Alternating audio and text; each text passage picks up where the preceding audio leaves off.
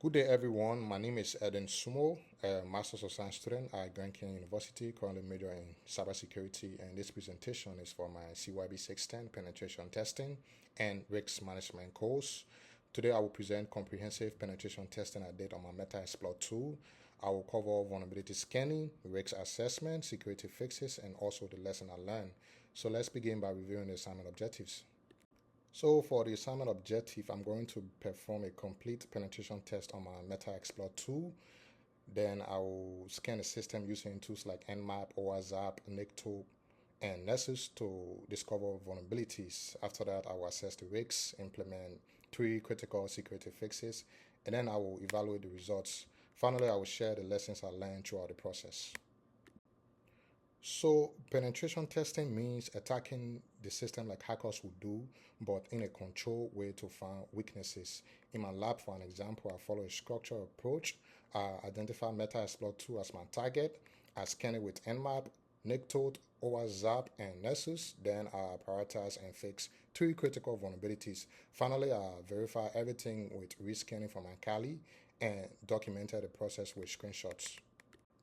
So let's talk about the value of penetration testing.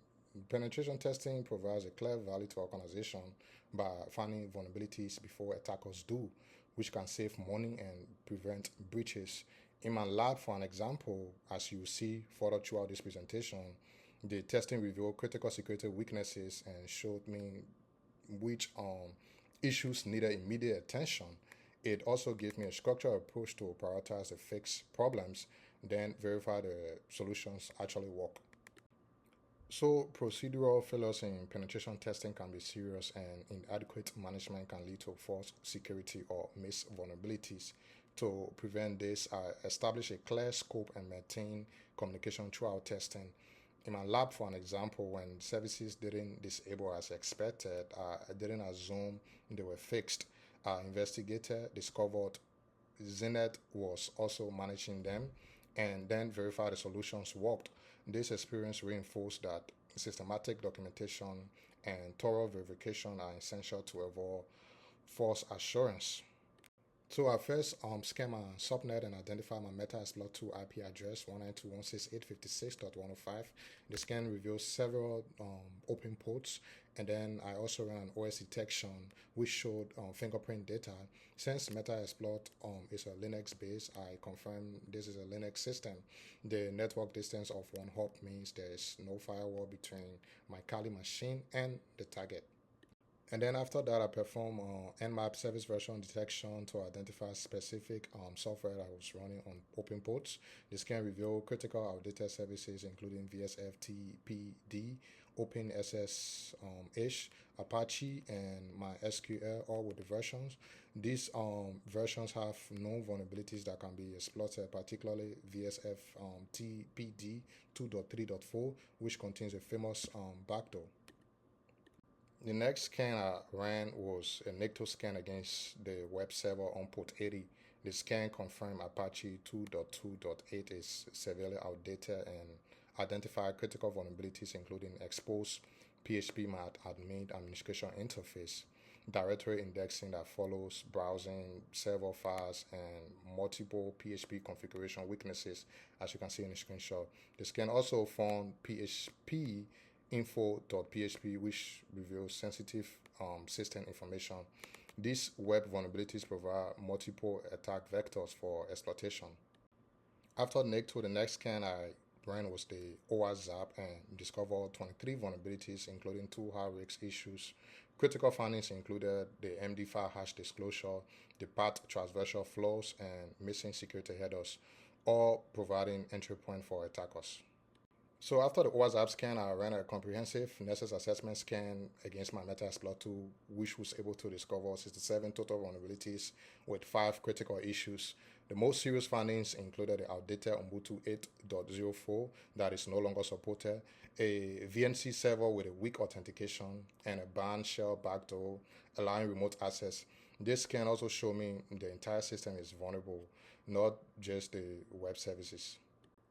So based on my scans, I identified 67 vulnerabilities with several critical issues. The risk assessment revealed VSFT, PD, backdoor, and ban shell allowing remote access. Ubuntu 8.04, that's end of the life. Weak passwords, which is violating NIST guidelines, and exposed PHP my admin, which is vulnerable to ransomware, and no firewall protection. My gap analysis shows this my Metasploit 2 system fails to meet current security standards, making it a prime target for attackers. So to mitigate the risks identified, I'm implementing three countermeasures on my Metasploit 2. First, disabling the VSFT PD eliminates the critical backdoor. Second, disabling the telnet removes unencrypted access. And then third, securing the PHP myadmin protects the database from web attacks. I choose these based on the criticality, and it's also easy to implement because all three are free and quick. This strategy follows a defense in depth by addressing multiple layers and implements least privilege by removing unnecessary services. Expected results include immediate elimination of backdoors and significant attack surface reduction. This hardens the system against current threats. So just as I proposed in Part C, I implemented my first security fix by disabling the VSF TPD backdoor. I discovered that VSF TPD was managed by Zenith, so I renamed its configuration file to VSF tbd.disable, as you can see in the screenshot, and then I restarted the service. Then the Kali scan confirms the port 21 it was now closed, as shown in the screenshot on the left, eliminating the critical backdoor vulnerability that allowed remote code execution. The second fix I did was I disabled the telnet service to remove unencrypted remote access. I first commented out the telnet in zenith.config, but I discovered it was also managed by Zenith. Then I stopped the Zenith service to fully disable the telnet. The Kali scans confirms that the port 23 is now closed, as you can see in the screenshot, which eliminated the unencrypted access vulnerability. And then lastly, as stated in Part C, I secured the PHP myadmin database administration interface.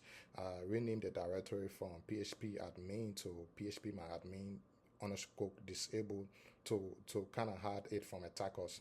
The correct command from my Kali confirms that the old path now returns a 404 not found error, as you can see in the screenshot on the left, proving that my PHP admin is no longer publicly accessible. This kind of protects the database from unauthorized web-based attacks.